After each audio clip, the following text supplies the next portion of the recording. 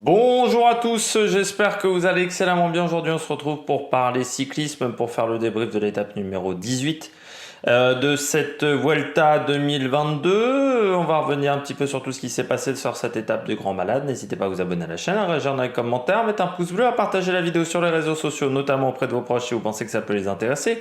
C'est très important pour le bouche à oreille et pour améliorer tout simplement la visibilité de la vidéo. N'hésitez pas également dans les commentaires à me dire tel coureur vous a plu, quel coureur vous a déçu. N'hésitez pas également quand vous abonnez à la chaîne à rajouter la petite cloche, comme ça vous êtes au courant des dernières vidéos qui sortent sur la chaîne. Étape numéro 18 donc a été une étape de grand malade. N'hésitez pas également à aller voir sur TikTok l'Amérique Production tout attaché. Vous avez le débrief rapide des étapes dès 18h, voire même avant quand l'étape arrive rapidement. C'est à peu près une demi-heure, 25 minutes, une demi-heure après l'arrivée de l'étape. Et puis, n'hésitez pas à aller voir sur Spotify EPS 2.0. Vous avez les liens, le lien dans la description. C'est très important, EPS 2.0, le podcast. Si vous voulez soutenir la chaîne, vous pouvez vous abonner. 3,99 par mois. C'est très important pour aider la chaîne. Et comme je n'aime pas les cagnottes, ça permet d'éviter de faire une cagnotte avec aucun contenu. Vous avez du contenu sur Spotify EPS 2.0. Pourquoi je dis ça? Parce que tout simplement pour le moment, nous sommes vraiment au top de la réussite. Personne s'est abonné. Voilà. Ça fait depuis 2 jours que l'abonnement est en place. Pour le moment, personne s'est abonné. Donc, ça semble bien parti pour le top de la réussite. Ça fait toujours plaisir. On commence tout de suite avec cette étape qui a été une étape vraiment très intéressante. Étape vraiment avec... je vous avais dit ce matin lors de ma présentation, je ne m'attendais pas à grand-chose pour cette étape. Et là, ça a vraiment été très intéressant. On a vraiment vu des très très très très très belles choses pendant cette journée. Rien que l'attaque d'Almeida qui est complètement folle. Il y avait un groupe de 40 devant avec déjà 3 minutes d'avance. Vous avez l'échappée aussi avec des très beaux noms. Vous avez, avec l'attaque d'Almeida, ça a un petit peu déclenché toutes les hostilités, ce qui fait que c'est un leader qui s'impose. Je vais citer peut-être Thierry Adam, commentateur sportif en France, du côté de France Télévisions, il y a au moins 5-6 ans désormais que c'est plus lui, qu'il a été remplacé par Alexandre Pasteur, mais ces fameuses grandes phrases, c'est poncif un petit peu, mais ce sont les coureurs qui font la course. Quand les coureurs sont motivés, même un parcours moyen, et c'était le cas aujourd'hui, le parcours était pas dingue, eh bien, ils sont en capacité d'animer la course. Et c'est ce qu'on a vu aujourd'hui, avec vraiment des très très belles choses. Ça a vraiment été très très très très très animé sur cette étape. Vraiment, on a pris du plaisir. Enfin, moi j'ai pris du plaisir. Voilà, regardez cette étape numéro 18. Note de l'étape, j'ai mis 18 sur 20. Pourquoi? Parce que vous avez un scénario qui est inattendu, notamment l'attaque d'Almeida, parce que vous avez du panache, parce que vous avez aussi une échappée qui a fallu aller au bout, parce que vous avez Thibaut Pinot et Elie Gébert qui ont quand même failli réussir quand même à faire quelque chose, qui ont été actifs en plus dans l'échappée. Vous avez Nance Peters qui a également roulé pour Ben O'Connor, même si ça n'a pas été au bout, parce que le match n'est pas encore totalement plié pour la victoire, mais ça on y reviendra un peu plus tard avec Evenepoel, même si avec 2 minutes, il va falloir quand même que Enric Mas soit largement au-dessus sur l'étape de samedi, et ça semble... Remco Evenepoel est en ballottage très favorable désormais pour la victoire. Et puis voilà, ça a été une belle étape en fait. Moi j'ai pris du plaisir, je l'ai regardé assez tôt cette étape, pourtant j'avais pas vraiment prévu de faire ça, mais quand j'ai vu l'échappée et les noms dans l'échappée, le fait que ça mette du temps à sortir, qu'il y avait que le groupe, il y avait des coureurs qui étaient intéressants dans ce groupe-là, je me suis dit faut peut-être que je m'y mette, faut peut-être que je la regarde cette étape-là. Et donc je la regardais à partir de 15h20, 15h10, 15h20. Donc voilà, j'ai raté aucune action intéressante, vu qu'avant je regardais sur Pro Cycling Stats, sur le live stream de Pro Cycling Stats. Le live timing plutôt que le live stream. On passe tout de suite au bilan des Bleus. Du côté du bilan des Bleus, je vais mettre Elie Gebert. Il fait quand même une belle Vuelta, Elie Gebert. C'est rassurant quand même par rapport au Elie Gebert qu'on a connu un peu en difficulté, parce que aussi pas mal de blessures du côté d'Elie Gebert, et des blessures importantes, notamment fracture de la rotule. C'est vrai qu'il a eu des premières années compliquées chez Arkea au niveau blessure. Pourtant, on a décelé quand même assez vite un potentiel. Les dirigeants de Arkea ont décelé un potentiel, mais moi-même, en regardant plusieurs courses auxquelles il participait, j'ai vu qu'il y avait du talent chez Elie Gebert,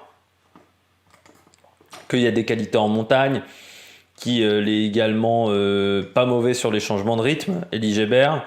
Mais c'est vrai que ces nombreuses blessures ne l'ont pas aidé.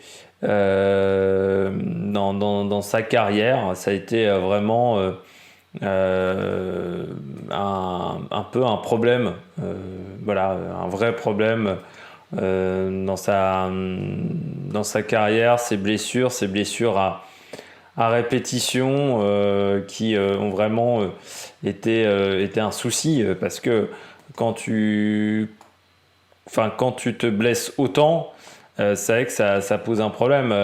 Cette année, il s'est quand même encore fait une fracture sur Liège-Bastogne-Liège. Donc vraiment, ça a été un vrai problème. Aujourd'hui, c'est vraiment un vrai souci. C'est un coureur qui a eu tellement de blessures, tellement de pépins, qu'aujourd'hui, ça fait du bien de le revoir. Ça fait du bien de le revoir à un bon niveau. Il fait vraiment du bon job en ce moment. Il fait vraiment des choses très intéressantes. Et il fait une très belle Vuelta. Et je pense il avait fait également un bon Tour de France une année. Peut-être 2019 ou 2018. Mais c'est vrai que depuis 2 ans, c'était un peu plus compliqué. À part sa 5e place sur le Tour de la Communauté de Valence, il avait eu des résultats inconstants en 2021. Notamment une 5e place aussi du côté du Tour de l'Algarve. Mais il avait eu du mal à être régulier sur l'année. Le Tour de France n'avait pas été facile pour lui, 7e place d'une étape. Puis voilà, il avait eu quelques difficultés également sur la première partie de saison. Et là, ça fait du bien de le revoir performant. Surtout que il est quand même pas si jeune que ça. Il est en fin de contrat avec Arkea, donc c'est peut-être aussi pour ça que les résultats sont là, parce qu'il a besoin de se montrer. C'est un coureur qui reste un coureur intéressant. On verra s'il reste chez Arkea ou s'il change de formation. C'est un coureur qui a été stagiaire à la FDJ. BNB pourrait s'intéresser à un coureur comme Elie Gebert. J'ai vu que BNB a renouvelé Pierre Rolland. On fera un point à la fin de la Vuelta. Normalement, j'aurais dû le faire avant. Mais un point mercato pour savoir qui va où, qui change d'équipe. Faire un petit point après ce mois de septembre, mais on le fera certainement la semaine prochaine. Mais voilà, Elie Gebert, vraiment des très bons résultats, des choses vraiment très intéressantes pour le coureur français. Donc c'est vraiment très bien ce qu'il fait en ce moment. Je trouve qu'il fait une très belle Vuelta. Thibaut Pinot, c'est con parce que pour une fois il est dans la bonne échappée, et il la prend vraiment au bon moment, cette échappée. Le problème, c'est que c'est l'échappée qui va pas au bout. Et puis, je pense qu'il était quand même moins impérial qu'hier. Hier, il était vraiment fort.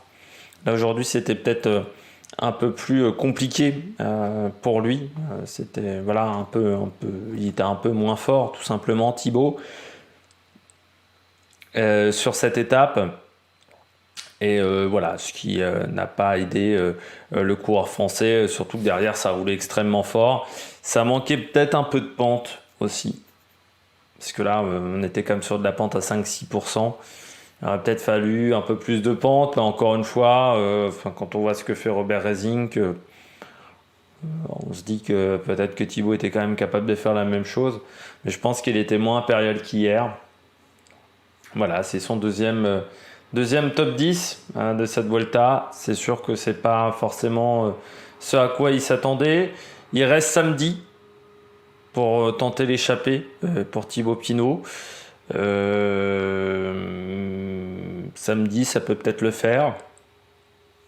Et puis, ça reste quand même rassurant de voir son état de forme. Je rappelle qu'on est à un mois du Tour de Lombardie, qui sera un objectif, je pense, important pour Thibaut Pinot. Hein. On sait son affection pour les courses italiennes aux coureurs français. On a appris également, je suis en train de parler un petit peu des Bleus et des coureurs français, présentation du Tour de France le 27 octobre. Donc forcément, dans l'après-midi, je vous dirai ce que je pense du parcours. Enfin, dans l'après-midi ou dans la soirée, je vous dirai ce que je pense du parcours. Ça sera lors de la fin de saison. Et le Giro, ça doit être aussi peut-être un peu après la présentation du parcours du Giro. Mais je vous dirai ce que je pense du parcours de ce Tour de France 2023.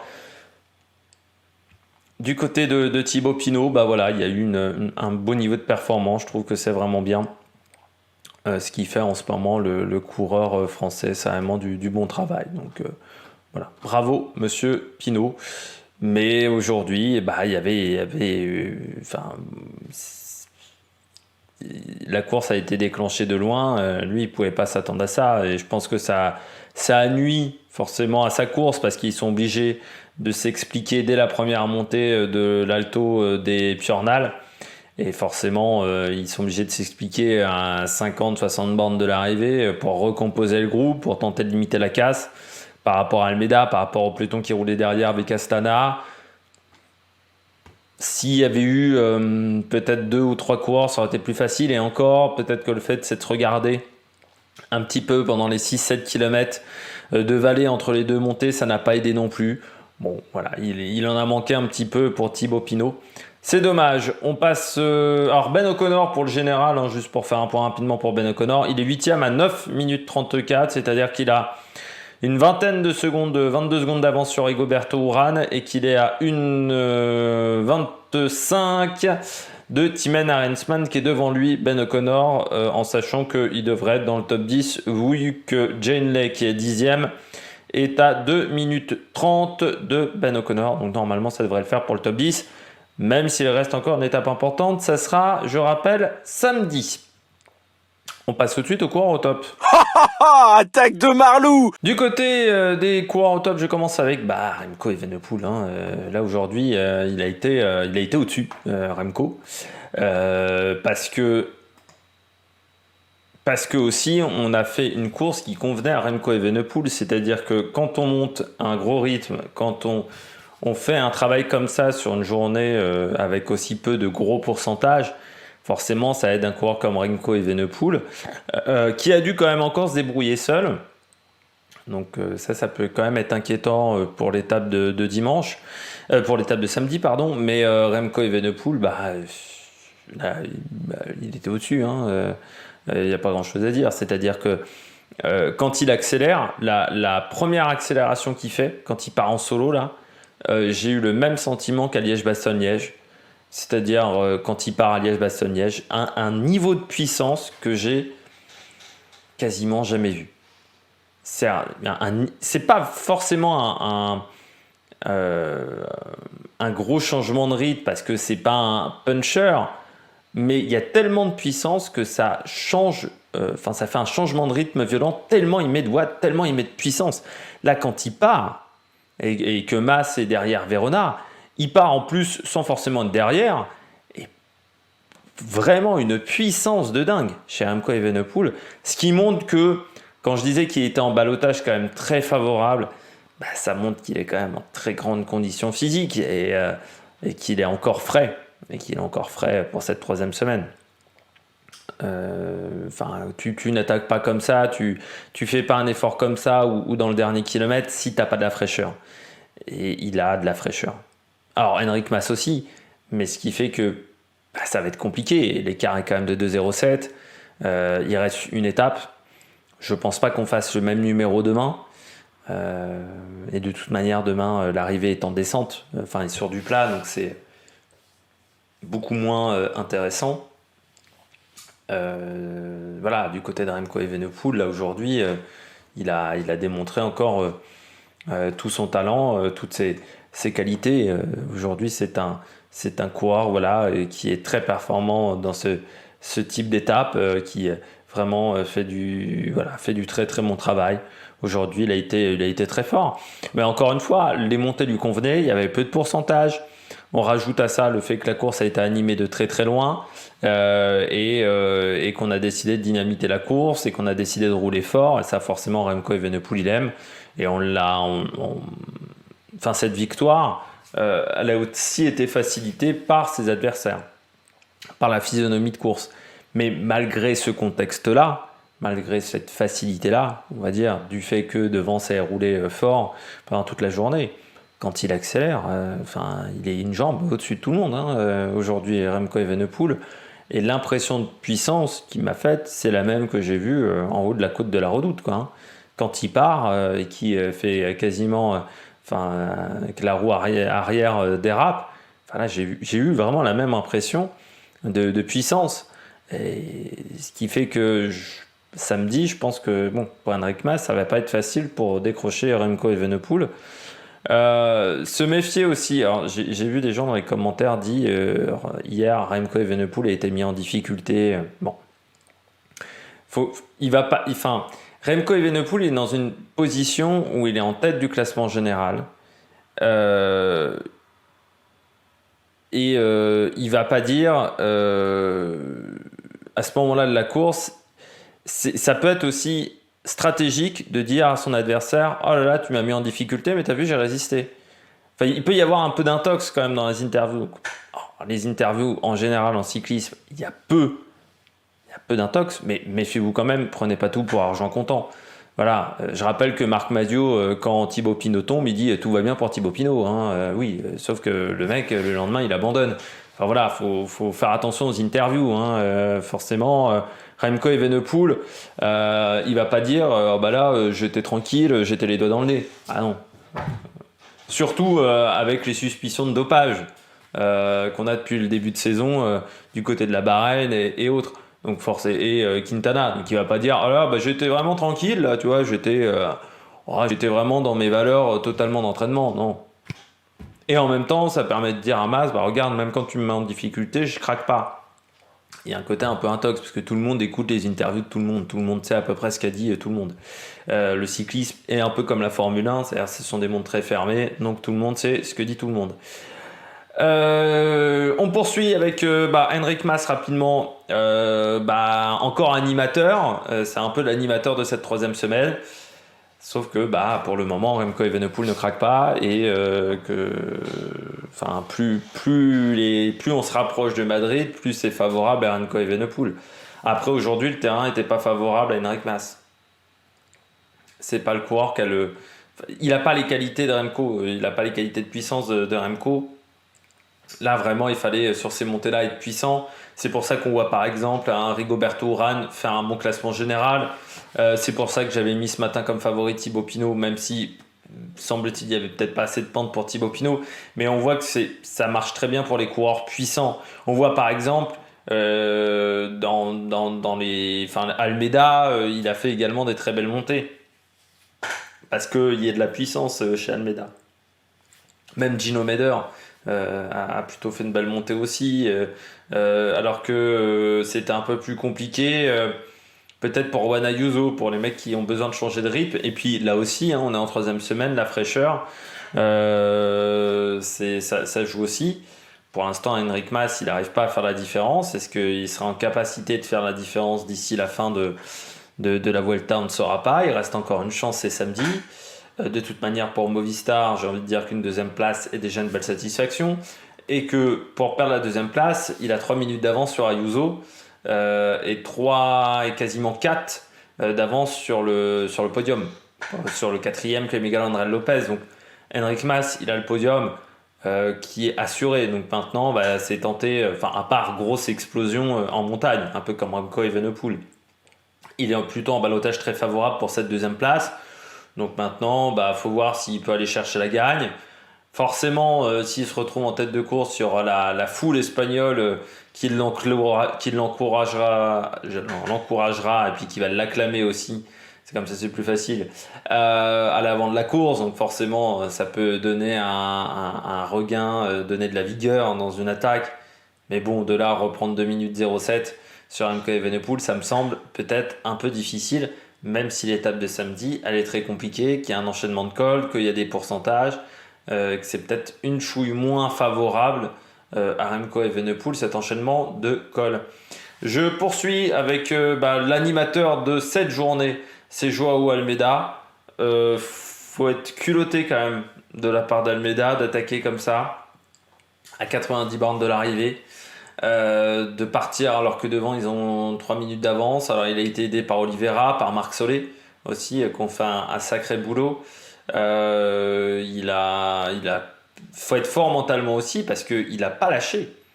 Il a quasiment tout le temps été en solitaire ou à deux. Enfin, il s'est retrouvé assez peu de fois dans un petit groupe. Faut être fort mentalement. Parce qu'il s'est quand même embarqué dans une sacrée aventure. Il faut être fort mentalement quand pendant très longtemps tu as 20-30 secondes d'avance. Après, ça passe à la minute. Mais il n'a jamais eu beaucoup plus qu'une minute d'avance sur le peloton. Il faut être fort mentalement. Il a été très fort, Almeida. Et puis, pour faire un raid comme ça de 90 bornes, faut être costaud. Mais c'est là où on voit que le cyclisme a changé. Il y a 10 ans, on aurait... dans les équipes, on lui aurait dit non, t'arrêtes. Au bout de 2 km, 3 km, on lui a dit mais tu nous prends pour des débiles, tu t'arrêtes là. Ça sert à rien ce que tu fais. Sauf que comme le cyclisme, avec les Van Aert, avec les Van Der Poel, avec les Evenepoel, avec Pidcock même, on a changé la manière de courir, même avec Julien Lafilippe. On est beaucoup plus offensif et cette tentative-là, quasiment en solitaire, on l'aurait arrêté au bout de 2 bornes il y a 10 ans. Aujourd'hui, on l'a laissé aller au bout et puis ça nous a donné une belle course. C'est lui qui a été presque la première banderille de la journée. C'est lui qui a lancé la première banderille. Et le fait de partir comme ça à 90 bornes de l'arrivée, chapeau quand même, monsieur Almeida. La course n'a pas été facile pour Joao.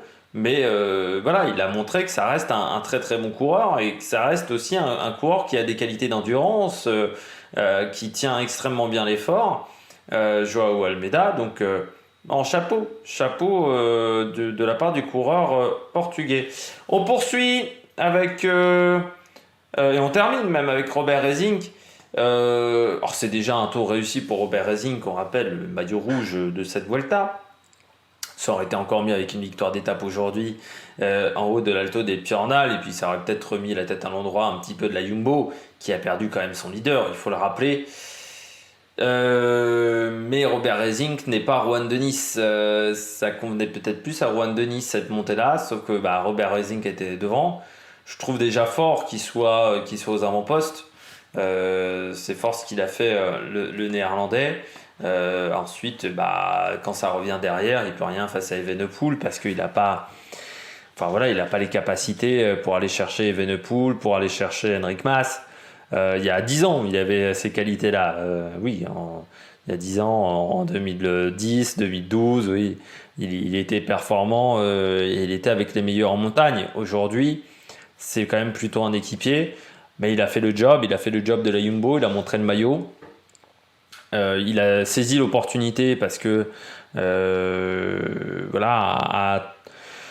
à 36 ans, il n'a pas souvent l'opportunité d'être aux avant-postes et de jouer la gagne. Il a très bien joué avec Elie Gebert aussi, parce qu'ils ont laissé les meilleurs se regarder pour ensuite partir.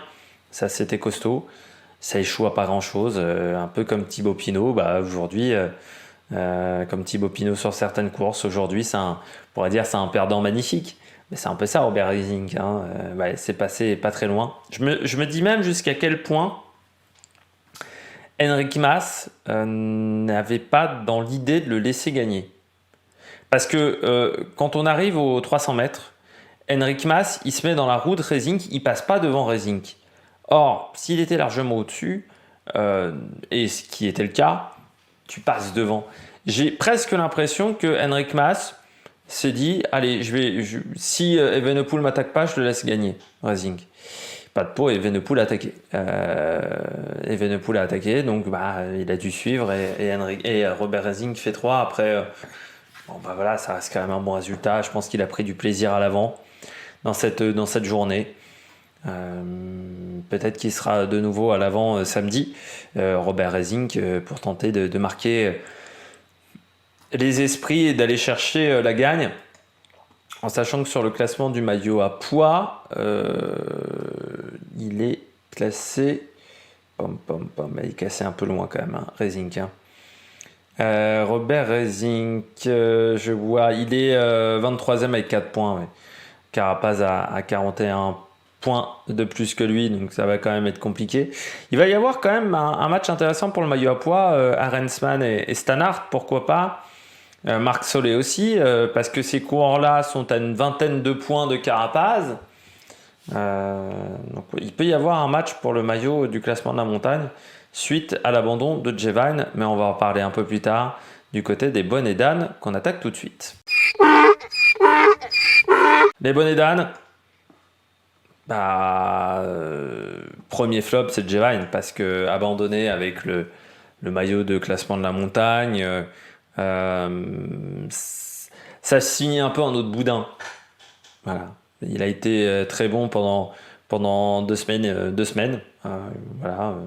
Enfin, pendant la première semaine, il a été très bon. Déjà, sur la deuxième semaine, c'était un peu plus compliqué. Sur la troisième, on aurait pu s'attendre à quelque chose encore de mieux. Mais bon, cette chute nous prive de savoir ce qui vaut vraiment sur 3 semaines encore Jevine, sur ses capacités de récupération.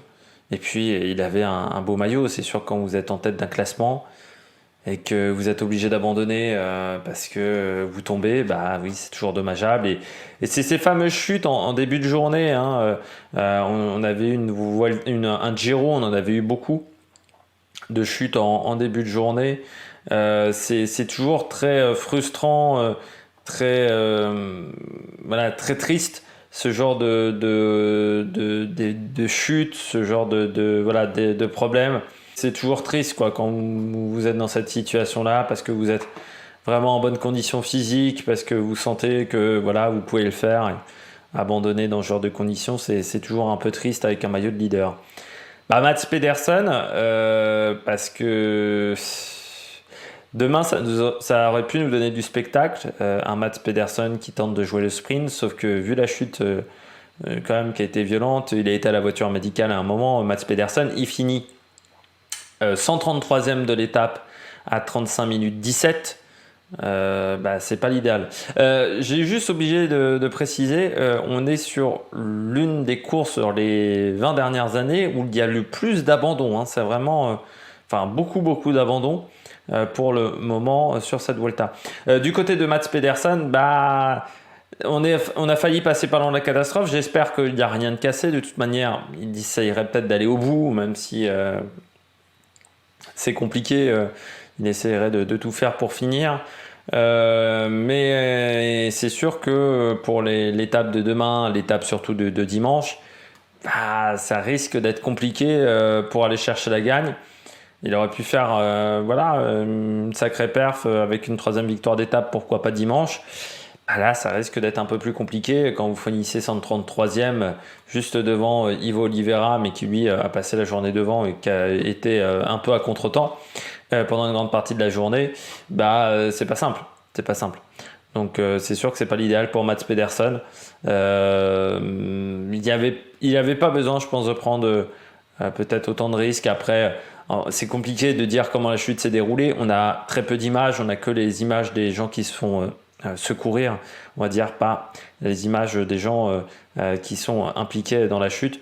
Mais on est à un moment de la Vuelta où normalement Mats Pedersen, pour finir, il a plus qu'à finir. Il a fait le job, sa Vuelta a réussi. Bon, il n'était pas dans la même situation que Jevine, qui était dans l'obligation un petit peu aujourd'hui de prendre l'échappée. Puis je termine avec Carlos Rodriguez. On va voir comment ça va se passer samedi et voire même demain, mais là aujourd'hui ça a quand même été compliqué pour Carlos Rodriguez qui perd. Ça a été compliqué. Et en même temps, tu te dis, vu la mandale qu'il s'est pris, il est quand même fracassé sur le côté gauche. Alors, il est râpé de partout. Il est remonté sur le vélo. Il perd qu'une minute. Mais la récup, une chute n'est pas anodine. Voilà, les compresses, les frottements pendant la nuit. Encore une fois, bon, c'est ce que j'avais dit un petit peu avec Remco Evenepoel, mais quand vous êtes râpé, c'est très douloureux, c'est des sortes de brûlures, hein, dermabrasion. Il faut désinfecter. En plus, c'est pas le truc le plus agréable au monde. Quand vous avez des brûlures comme ça, parfois vous avez des petits cailloux, donc il faut gratouiller un petit peu la plaie pour enlever les cailloux, pour éviter que ça s'infecte. Et forcément, vous passez une mauvaise nuit, quoi. Passez une mauvaise nuit. Il y a la douleur en plus. Donc c'est vraiment pas facile, quoi, hein, dans ce genre de situation. Et c'est vrai que pour Carlos Rodriguez, il perd une 19 aujourd'hui, mais il ne perd qu'une 19. Donc c'est quand même, d'un côté, c'est un demi-flopounet, parce que je savais pas qui mettre en flop encore. Mais c'est fort de sa part de ne perdre qu'une minute en étant dans cet état-là, physiquement. C'est bien ce qu'a réussi quand même à faire Carlos Rodriguez.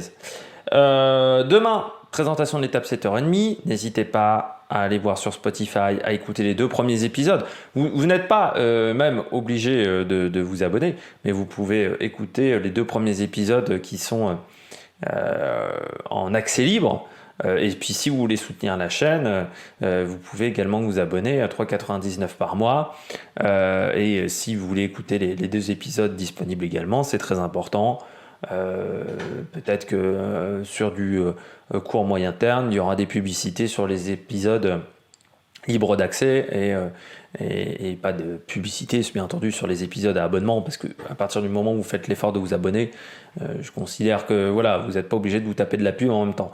Mais on verra comment on calculera tout ça. Mais pour que je fasse comme ça, il faut qu'il y ait des gens qui écoutent. Si au bout de 10 épisodes, je m'aperçois que personne n'écoute les podcasts, peut-être que j'arrêterai parce que c'est aussi du temps et c'est du temps de travail, du temps de recherche.